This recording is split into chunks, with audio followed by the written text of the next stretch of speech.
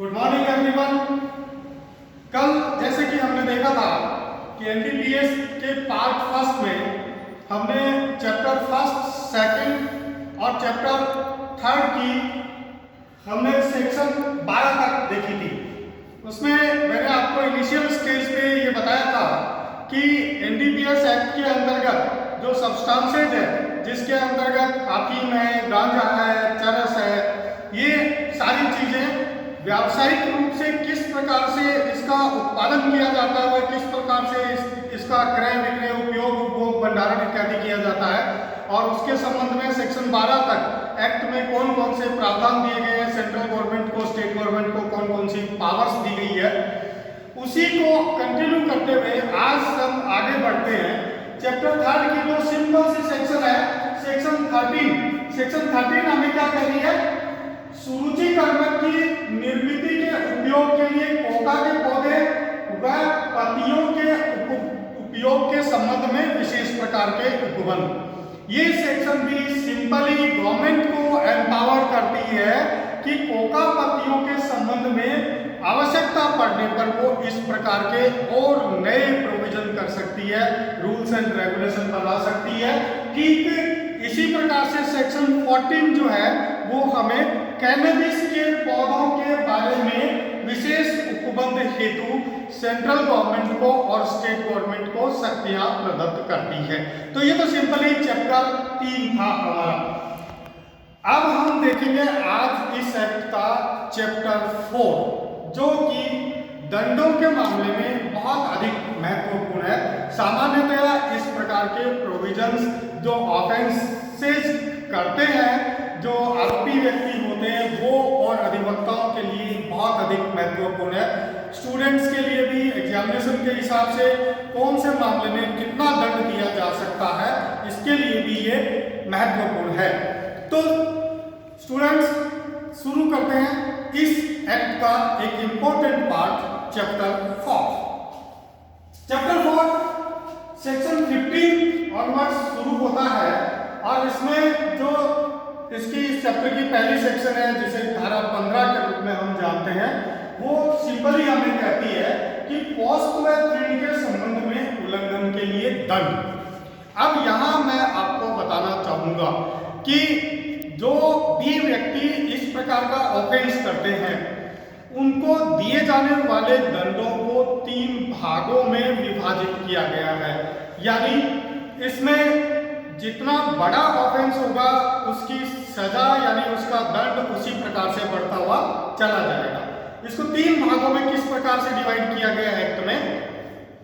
देखिए, सबसे पहला इसमें जो भाग है वो है अल्प मात्रा, यानी जो दंड दिया जाएगा वो क्वांटिटी के आधार पर दिया जाएगा कि आपने जो सब्सटेंस है, जिसके अंतर्गत अफीम, गांजा, भांग, कोकीन इत्यादि है, वो कितनी मात्रा में आपने उसको इलीगली ट्रांसपोर्ट किया है, स्टोरेज किया है, उपयोग उपभोग किया है, क्रय विक्रय किया है, ये सभी इलीगल है। तो सेक्शन 15 3 प्रकार से, देखिए मैंने एक चार्ट यहाँ बोर्ड पे बनाया है, अगर आप देख पाएंगे तो इसमें 3 मात्राएं, अल्प मात्रा, वाणिज्यिक मात्रा, कुछ सेक्शंस में हमें बीच का पार्ट और मिलेगा, वो है अल्प मात्रा से थोड़ा ज्यादा लेकिन वाणिज्यिक मात्रा से कम। अगर ऐसा है तो और उसका इलीगल उपयोग उपभोग किया गया है तो दंड की मात्रा क्या होगी। तो इसमें देख लीजिए, मैंने आपको कहीं भी मिलेगा ये चार्ट इस प्रकार से बना दिया है कि आप बहुत आराम से समझ पाओगे।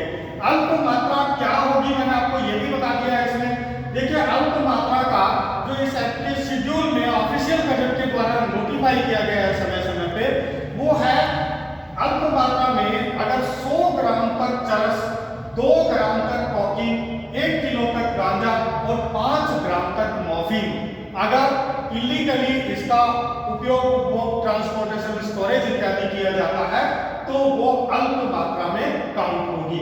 इसी प्रकार से कॉमर्शियल क्वांटिटी, वाणिज्यिक मात्रा, यही चरस 1 किलो, कोकीन 100 ग्राम, गांजा 20 किलो, मॉर्फिन 250 ग्राम, क्योंकि ये वाणिज्यिक मात्रा में माना गया है। ये जो इनका इलीगल रूप से किसी भी स्वरूप में इसका अगर उपभोग किया जाता है, रखी जाती है, स्टोरेज की जाती है, तो मात्रा के हिसाब से दंड दिया जाएगा। तो शुरू में हम देख रहे हैं इस सेक्शन में कि अल्प मात्रा और वाणिज्यिक मात्रा क्या क्या होगी।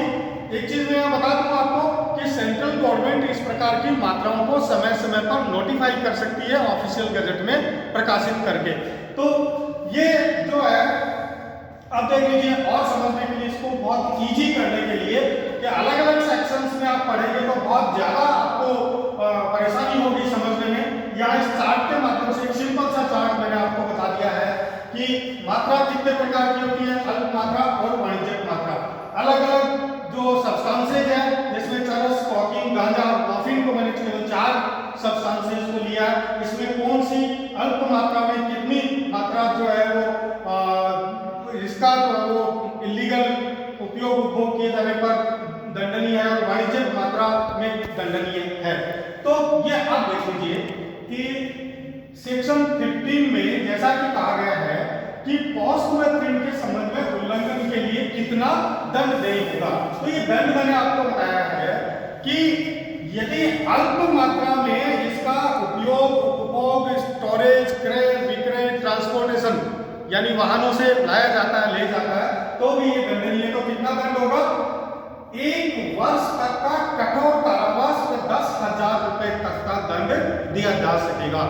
इसी प्रकार से यदि आपने इसको अल्प मात्रा से अधिक लेकिन वाणिज्यिक मात्रा से कम, जैसे चरस का हम देखें कि 100 ग्राम से तो ज्यादा है लेकिन 1 किलो से कम है, तो ये बीच की कैटेगरी एक बना दी। अगर ऐसा कोई करता है तो उसको 10 वर्ष तक का कारावास व 1 लाख रुपए तक का पेनल्टी जो है वो इम्पोज की जा सकेगी, कोर्ट के द्वारा दी जा सकेगी।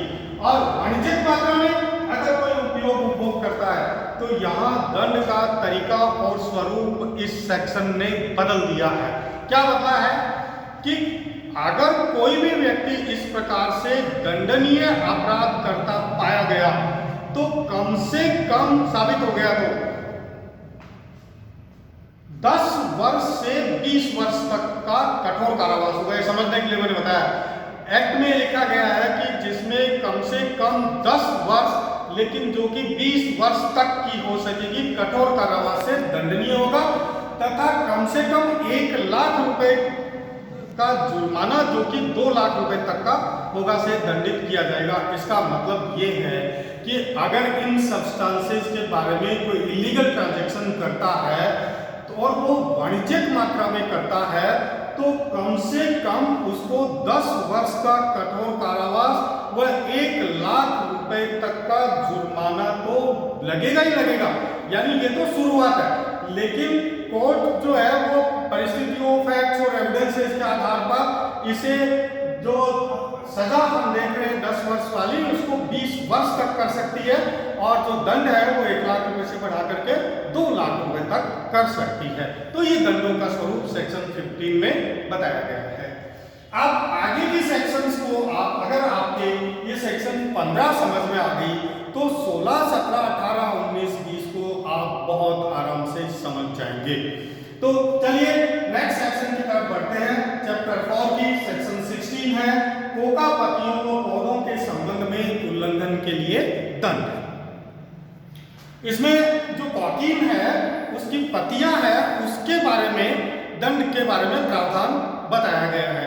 कोकीन की पत्तियों में से भी ऑयल और लिक्विड निकाल लिया जाता है, उसके बाद में जो एफ्लुएंट बचते हैं अगर उसका भी ट्रांसपोर्टेशन या किसी भी स्वरूप में इलीगल ट्रांजैक्शन करते हैं तो उसको भी एक्ट में दंडनीय बताया गया है। तो ऐसा कोई भी व्यक्ति जो कोका पत्तियों के बारे में इलीगल ट्रांजैक्शन करेगा वो 10 वर्ष तक के कठोर कारावास से दंडित होगा और 1 लाख रुपए तक के जुर्माने से भी दंडित किया जा सकेगा। तो सेक्शन 16 हमें क्या कहती है कि कोका पत्तियों और पौधों के उल्लंघन के संबंध में अगर कोई भी इलीगल ट्रांजैक्शन करेगा तो उसे 10 वर्ष तक का कठोर कारावास और 1 लाख रुपए तक के जुर्माने से दंडित किया जा सकेगा।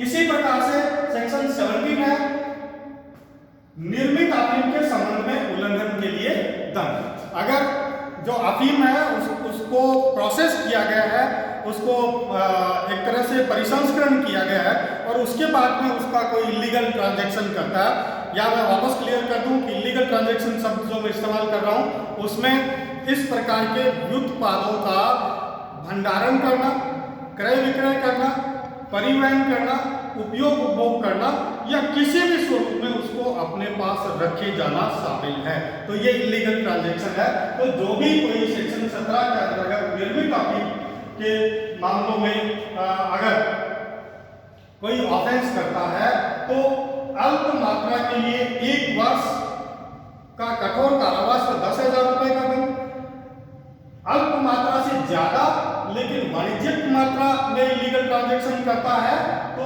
10 वर्ष तक का कठोर कारावास व 1 लाख रुपए का दंड दिया जा सकेगा। और वहीं अगर वाणिज्यिक मात्रा में उसका जो इलीगल ट्रांजैक्शन करता है तो कम से कम 10 वर्ष का कठोर कारावास जो कि 20 वर्ष तक का हो सकेगा और 1 लाख रुपए कम से कम जुर्माना जो कि 2 लाख रुपए तक का हो सकेगा से दंडित किया जा सकेगा। समझ गए होंगे आप, ठीक है ना। तो इस प्रकार से जो है वो दंडों की व्याख्या इन सेक्शंस में दी गई है। आगे के सेक्शन में हम बढ़ते हैं। सेक्शन 18 जो वो अफीम पोस्ट व अफीम के संबंध में उल्लंघन के लिए दंड सेम वही है। अल्प मात्रा में अगर इलीगल ट्रांजैक्शन किया जाता है तो 1 वर्ष तक का कठोर कारावास व 10,000 रुपए तक का जुर्माना। अगर अल्प मात्रा से ज्यादा और वाणिज्यिक मात्रा से थोड़ा कम ट्रांजैक्शन किया जाता है तो 10 वर्ष तक का कठोर कारावास व 1 लाख रुपए तक के जुर्माने से दंडित किया जा सकता है। और इसी प्रकार से अगर वाणिज्यिक मात्रा में इसका इलीगली जो वो ट्रांजैक्शन किया जाता है तो कम से कम 10 वर्ष तक का कठोर कारावास जो कि 20 वर्ष तक का हो सकेगा और कम से कम 1 लाख रुपए तक का जुर्माना जो कि 2 लाख रुपए तक का हो सकेगा से दंडनीय होगा। अब आगे की धाराओं में कोई ज्यादा परेशानी नहीं है, सेम इसी प्रकार के दंड है। सेक्शन 19 में खेतीहर द्वारा अफीम के गबन के लिए दंड। यहाँ कल हम पहले ही क्लियर कर चुके हैं कि कोई भी किसान जो है जो लाइसेंस लेकर के सरकार से वो खेती कर रहा है उसका सिर्फ इतना ही कार्य है कि वो खेती करेगा, उसको सारी सुविधाएं लाइसेंस वगैरह सरकार के द्वारा प्रोवाइड करवाई जाएगा और जो ही उसकी फसल तैयार हो जाएगी सरकार के द्वारा ही खरीद ली जाएगी। ऐसी स्थिति में सामान्यतः किसान जो वो अपनी आय को बढ़ाने के लिए कई बार इलीगल ट्रांजैक्शन कर लेते हैं। यानी फसल जो है वो 1 क्विंटल होनी चाहिए थी और सरकार को 90 किलो ही बता रहा है और 10 किलो जो है वो अपने पास रख लेता है ताकि बाद में उसको इलीगली ट्रांजैक्ट कर सके। तो इसके लिए या उसी समय की हो उसने तो इसे गबन माना गया है। तो अगर कोई भी किसान अगर इस प्रकार के व्युत्पादों का गबन करता है अपनी खेत में से तो कितना दंड है? सेक्शन 19 कहती है कि जो सेक्शन 18 में बताया गया है अल्प मात्रा के लिए, अल्प मात्रा से ज्यादा और वाणिज्यिक मात्रा से कम के लिए और वाणिज्यिक मात्रा के लिए अलग अलग वही जो है वो दंडों की मात्रा है जो कि हम पूर्ववर्ती धाराओं में देख चुके हैं। सेम पेनल्टीज है इसमें भी। सेक्शन 20 है कैनबिस के संबंध में दंड। इसमें भी वही है कि 10 से 20 वर्ष तक का कठोर कारावास और 1 से 2 लाख रुपए वाणिज्यिक मात्रा में जो वो दंडित किया जा सकता है। सेक्शन 21 जो है वो विनिर्मित औषधियों व निविधियों के संबंध में उल्लंघन के लिए दंड बताती है। इस धारा में भी दंड समझने के लिए, याद करने के लिए मैं आपको बता रहा हूं कि अगर सेक्शन 18 के दंडों के संबंध में आपने प्रोविजन देख लिए तो वही सेम प्रोविजन सेक्शन 21 में भी लागू होंगे। यानी अल्प मात्रा में, अल्प मात्रा से अधिक और वाणिज्यिक मात्रा से कम में और वाणिज्यिक मात्रा में वही सेम दंड 1 वर्ष तक का कठोर कारावास और 10,000 रुपए तक का जुर्माना या 10 वर्ष तक का कारावास या 1 लाख रुपए तक का जुर्माना या वाणिज्यिक मात्रा में कम से कम 10 वर्ष तक का कठोर कारावास जो कि 20 वर्ष तक का हो सकेगा और कम से कम 1 लाख रुपए तक का जुर्माना जो कि 2 लाख रुपए तक का हो सकेगा। इस प्रकार के प्रोविजन जो है वो हमारे एनडीपीएस एक्ट में किए गए हैं। तो एनडीपीएस एक्ट में सबसे महत्वपूर्ण हमारा ये चैप्टर है। इसमें कुछ सेक्शंस और है चैप्टर 4 में जिसको हम अगले वीडियो में देखेंगे। आज का वीडियो आपको कैसा लगा, इसके प्रोविजंस कैसे लगे, आपको अगर इसके बारे में कोई क्वेश्चन पूछना हो, रेज करना हो, तो आप इनबॉक्स में जाकर के या मेरे निजी कॉन्टैक्ट नंबर पे आप इस प्रकार के क्वेश्चन पूछ सकते हैं। अपने कमेंट जरूर दें, कैसा लगा, अच्छा लगा, खराब लगा। बहुत बहुत धन्यवाद, थैंक यू।